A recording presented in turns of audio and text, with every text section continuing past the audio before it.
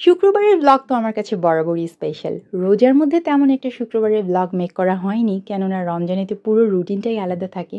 অনেকদিন পর একটা শুক্রবারের ব্লগ নিয়ে হাজির হয়েছি, তাও আবার বাবার বাড়িতে কাটানো শুক্রবার।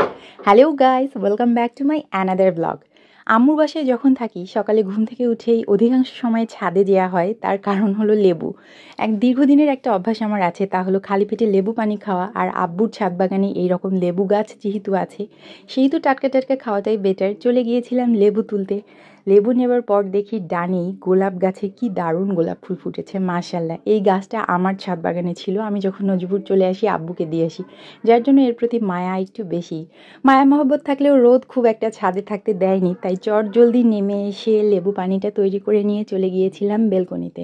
আমার বাসায় আমি বেলকনি খুব মিস করি। বেলকনি, ছাদ, এরকম খোলামেলা জায়গা আমার অনেক বেশি পছন্দ। বাট যেহেতু আমার বাসায় বেলকনি নাই, তাই যে বাসাতেই যাই না কেন, যেখানে দেখি এসবটা আছে, সেগুলোর আমি পূর্ণ একটা এনজয় করার ট্রাই করি।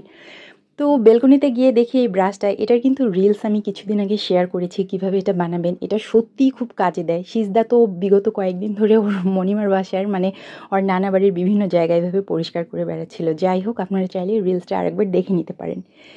এভাবে লেবু পানি খেতে খেতে চোখ চলে গিয়েছিল আব্বু আম্মুর এই বেলকনির সংলগ্ন বাগানটাতে। সেখানে দেখি আম গাছ থেকে টুকটাক প্রচুর আম পড়ে আছে। আমার শ্বশুরবাড়িতে অনেক আমের বাগান, বাট এবার আমি একটা কাঁচা আমও খেতে পারিনি, তখনও খাওয়ার উপযুক্ত ছিল না। তাই এই সমস্ত আমটাই আমার ছিল ভরসা। প্রথম আম মাখা এবার আমি আমার বাবার বাড়িতে গিয়ে খেয়েছি। আমগুলো বড় না, বাট এটাই ছিল ভরসা। যাই হোক, বাসায় এসে দেখি একেবারে বাসার ভেতরে এসে দেখি নাস্তা রেডি। এটা নিয়েও বেলকনিতেই চলে গিয়েছিলাম। সবার জন্য লুচি করা হয়েছিল, কিন্তু আমার ভাত ভাজা খেতে খুবই বেশি ভালো লাগে, তো আম্মু আমাকে এটা করে দিয়েছিল। আসলে আমার বাসায় যেহেতু রাতে আমরা রুটি খাই, তাই ঠান্ডা ভাত থাকে না, পরের দিন সকালে আর এই খাবারটা করাও হয় না।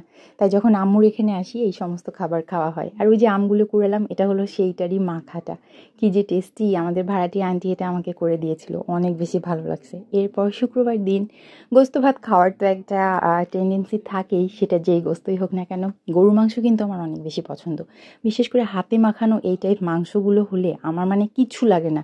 মনে হয় গরম ভাতের সাথে একটুখানি গরু মাংস থাকবে আর একটু লেবু, ব্যাস কমপ্লিট।